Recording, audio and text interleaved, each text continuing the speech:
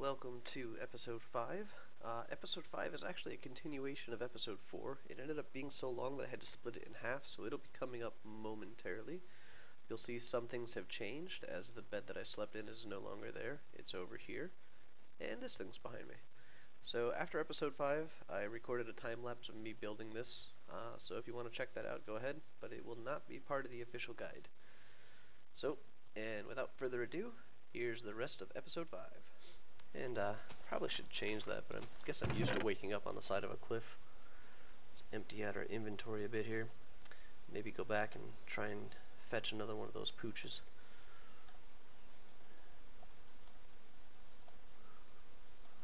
Let's get the hickory. We'll also get the oak starting to grow for us. So let's make a couple of swords here. So as you can see, the stone weapons do deteriorate pretty quickly. The same thing is pretty much true of the stone tools as well. I know that there's probably like the durabilities and such are still in the works and might be moved around. But for now, they're fairly reliable, but you definitely have to keep an eye on things. So let's move that there, that over there. We'll keep this with us this time.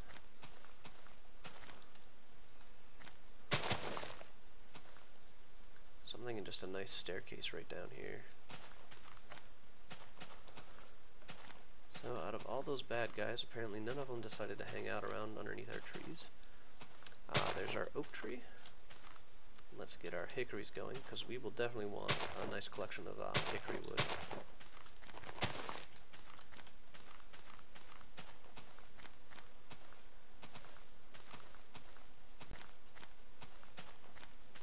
So still burning.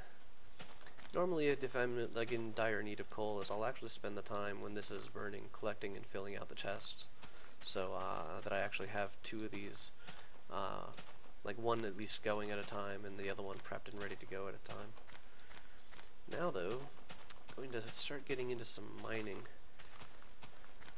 and I'm thinking that the second idea that we had at the top of the hill there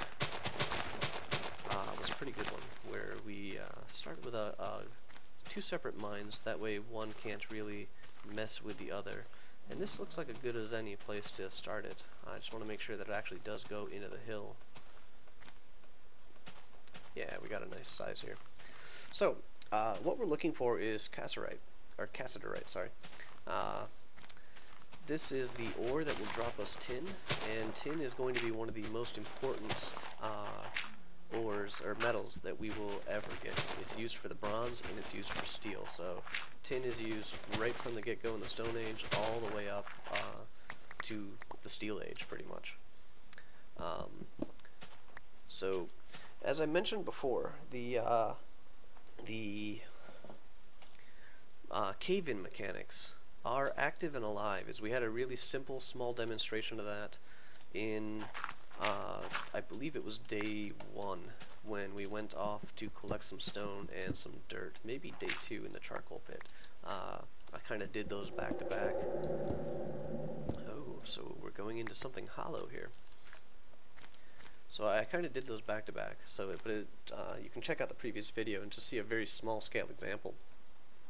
The way the cave-ins work is when you're digging the ceiling, there's a chance that you're going to disrupt the rock that is on top of it, and it takes many things into account, but the one thing that you can do to try to protect yourself are these things. Let me see. These are support structs, and they're used to reinforce the walls of the mine so you can mine safely without them coming tumbling down upon your head. So what I'm going to do is that willow tree over there, since it's a very nice amount of wood, and I got a fairly empty inventory here, I'm going to nail this willow tree, gather up the wood, and we're going to head over and start our mine. Ooh, one of the mystery branches in the center. Just knock that down, there we go. Although I actually wonder if that was my last... No, okay, I got a couple more willow saplings. So I need to keep track of that, and maybe I need to get a couple more of those, plant a few more trees. So we'll we'll head back over here. I'm going to make a little crafting bench. And I'm also going to take a peek at our elevations. I think it's fairly safe to say that around here is going to be the water level. So we should be about 64 here. It seems to be pretty good. Ores can appear in any elevation. All they really require is the rock, and the rock types right now can appear at any elevation as well. But the one thing that you need to consider is that the occurrences of the ores are better the deeper you go. There seems to be a really nice range between about a depth of 30 and a depth of, or a max height of 50. And when you're in between those, the occurrences of the ores seem to be the best. It's really the levels where you want to focus most of your time is between those depth zones. So you might see me every now and again checking out my depth because I want to try and build this down to a level where it's going to be useful, or most useful is probably the better term for that. Let's just take a new little crafting bench here. So, could put it right there. We'll just do it here. So, the recipe for making a struct. As I mentioned before, this is the neat thing about this tool, is we can go in and take a peek. And for making the vertical structs, it's pretty much all the same. It just needs to be a stone axe, whatever type of stone axe it is, and then 2 willows, or 2 logs in general, up and down. If I scroll through all these pages, you're just going to see different combinations of axes that we can use. That's just because there's the different types. You know, the stone axe, steel axe, there's a tin axe. There's all these different types of metal and such that we can use. But the basic recipe is still the same. So we're going to want our axe, and then a stack, and then a stack of the willow branches will get us 4 of those for the supports. So it scales up pretty nicely. To do the horizontals, it's pretty much the same thing, except that it's left and right. You still have to have the axe in the mix above one of these 2 things, and it will get you the support beams. And the horizontal ones are the actual important ones. Those are the ones that are going to hold up the ceiling. So you're going to want to make a fair amount of them. They still only stack into 4. Let me do one more set of them here. I probably should have dropped some of this stuff off. I was planning on going and getting the wolf again, but since we're down to almost the last of our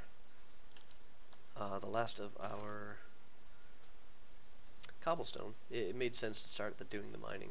So I want to estimate down to about sea level. So 1, 2, 3, 4, 5. Looks about right. Maybe 6. 6. And there's our little boat getting away from us. So we want to drop down 6 to get us to sea level. That should be about a 64 or so in the height. After that, we want to drop down another 15, and that'll be the upper limit of our mine. So I'm really going to focus on making like a staircase down right here. And I'm going to be digging in this direction towards the center of the mountain, because we know that in this direction it's pretty much going to be granite for quite some time. And so every time I mine, I'm taking a bit of a risk here. Is that I'm trying to keep myself aware of it, and there we go, our first cave-in. Luckily a fairly small one. So there are ways to mine a little safer. If you mining downwards has a better chance of not causing a cave-in. So like mining down like this really isn't going to affect the blocks above it that much. So if you can do the top row first, that will make things a little bit safer. But you definitely want to get your supports in place as soon as you get your ceiling defined. So we'll go down and pick this up. If we were up here, 1, 2, 3, 4, 5, 6. And see, that was actually kind of bad, as I wasn't following the top-down rule. Safety in mining. It's always knowing your environment and doing it in the right manner. Of course, sometimes in eagerness, things get forgotten. So I'm going to show real quick. This is a little pattern that I've developed that I like using for the supports is it doesn't require as many vertical supports. So I'm just going to do that. Hopefully the cave will decide not to cave in. If we put a vertical support across there, we can then swap over to our horizontal and place it just like so. So this will save us a little bit of the vertical slabs, as they don't have to go all the way to the ground, as we can use the rock in its place. It'll go up, and then the horizontal support is what will generally support the ceiling. And this has a range of about 4 blocks away. Is when you're mining, the block that you're hitting will see if there's a chance to have the structural weakening of the ceiling. I'm going to keep on talking as I head back towards the bed.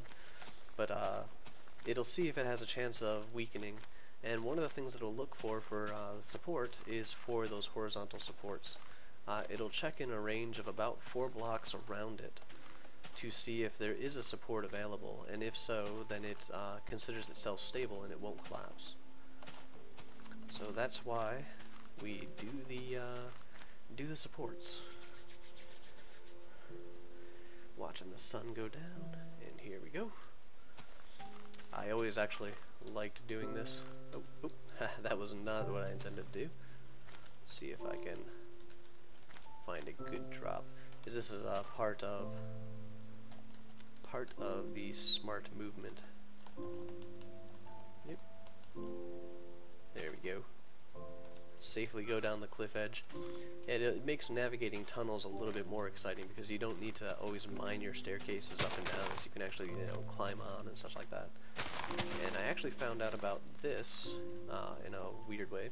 If you crouch down and then jump, you'll actually be able to jump high enough to go up those 2 blocks. It takes about maybe the same time, maybe a little bit longer than it would just do the jump and grab to the ledge, but at the end of the day, what it should also do is extend. By standing you can grab and climb up 2. By jumping, you can go 3. By crouching down and jumping, I should be able to go up 4, and that'll make some things a little bit more accessible as time goes by. So just gonna mine down here for a little bit more, is now we have some support. So always go top down sort of deal. Building our staircase down to about 50.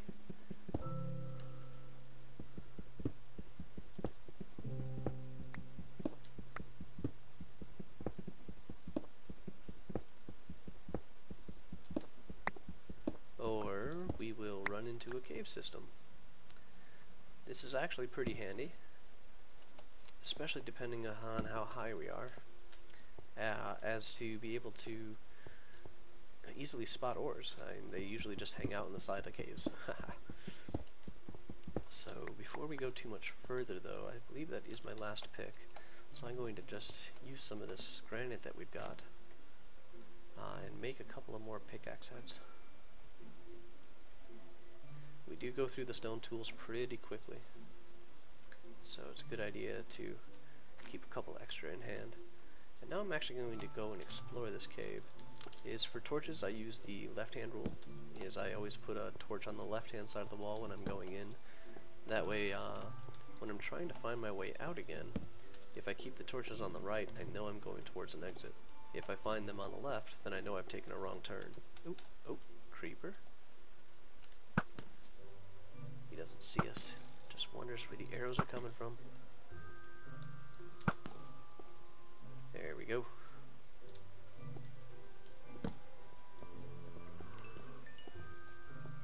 Zombie wall.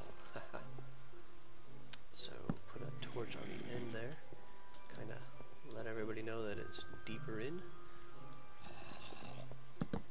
Oops. Torches are fairly tedious to make commodity by putting them in the fireplace. Oh, so this is a dangerous area right here actually. I'm going to show you what will happen. But that is all loose dirt. You don't see any sort of grass up on the top edge of it. So if I take that away, it's going to cause everything else to start crumbling down. And that'll show you that we're still not too far away from the surface here. there's daylight up there, so not too bad. Head back down into the other tunnels and see if we can't come across an ore. There's definitely hollowness around here if we're hearing all these zombies and such through these walls.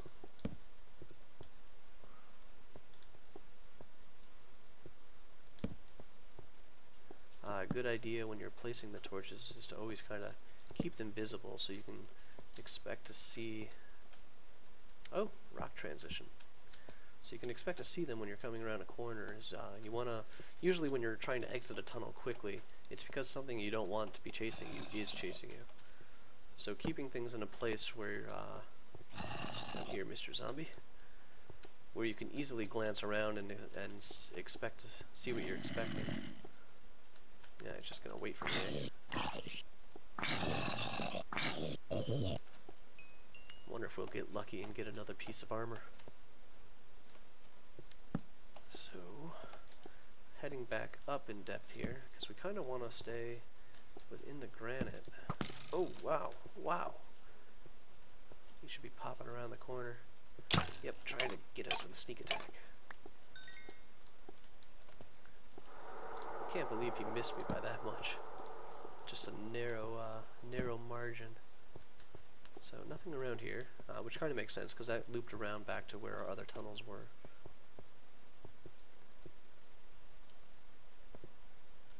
So let's see what kind of stone we have down here.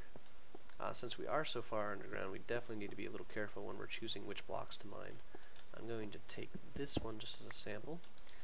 And siltstone. Okay, it does. That makes sense. It has a slightly pinkish orange color to it, and I know my color evaluations might be a little bit off.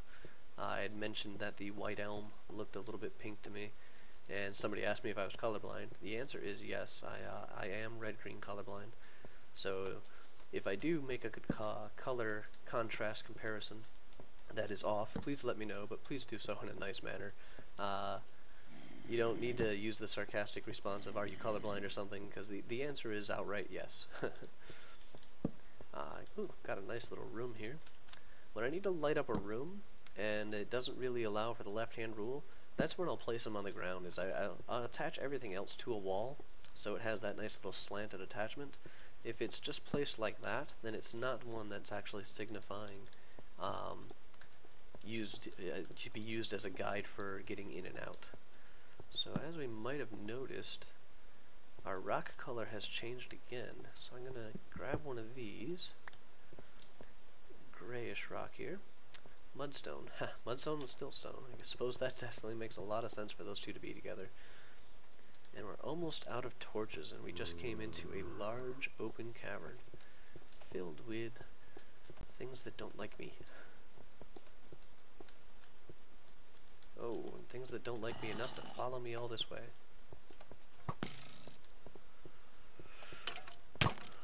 Ooh. May only be a helmet, but it does certainly help. The archers usually do like a nice 3 or 4, or like, well, oh crap, 2.5 hearts of damage or so. And the helmet seems to knock it down to about 1, which is pretty nice. I actually think the skeleton got the last hit in on him. That was pretty nice. Oh man, they're accurate. My health is just dropping. Yes. So we can't really go too much further, but right there, believe it or not, that is ore. That is one of the things that we're actually looking for. I'm not sure what type it is from here. The ores actually have a very nice way of blending into the rocks that they're found in. I am very hopeful that that might actually be cassanite, but it looks a little too bright. And not to mention we're down in the silt. My only real hope there is that it's pretty close. That's a very nice and bright, shiny rock there that we got. But that is ore, and we can see that there's another of it over there. That actually looks like the cassanite. And if you heard those beeps, that's my headset telling me that it's almost out of batteries. But that over there actually looks like the cassanite, or cassiterite, that we probably are looking for. So I'm actually going to take a wild gamble and my last torch. Oh, look at it all. Look at this. This is just beautiful. Little hodgepodge of all the different things, but see how there's granite up there? So I'm very hopeful that this actually is the cassiterite that we're looking for.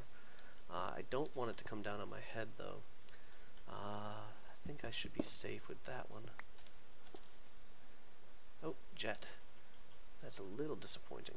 Let's check out the other one over here. Oh, that looks better, actually. Gypsum. Haha. I guess not. Alright, we shall take these back, and we at least have 2 sets of ore that we've found. Going to head back out. I'm going to probably end this episode here. Got a little bit of the basics, some more trees spotted, some more mechanics down with the whole... Oh, spider. Well, not with the whole spider, but hold on a moment. I shall beat you with an arrow.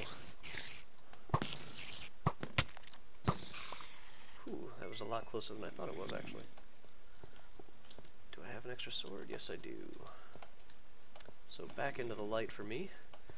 But, so we found the wood that we were looking for, the hickory. That's going to be a very key thing for us here. The next thing that we did is I discussed the supports for the mining a little bit, and also some general tips that you can mine up, you can mine down. Mining downward will, like top-bottom sort of deal, will generally get you a safer work environment. It's not going to be a guaranteed thing, but you will see I have been pretty good without getting too many cave-ins.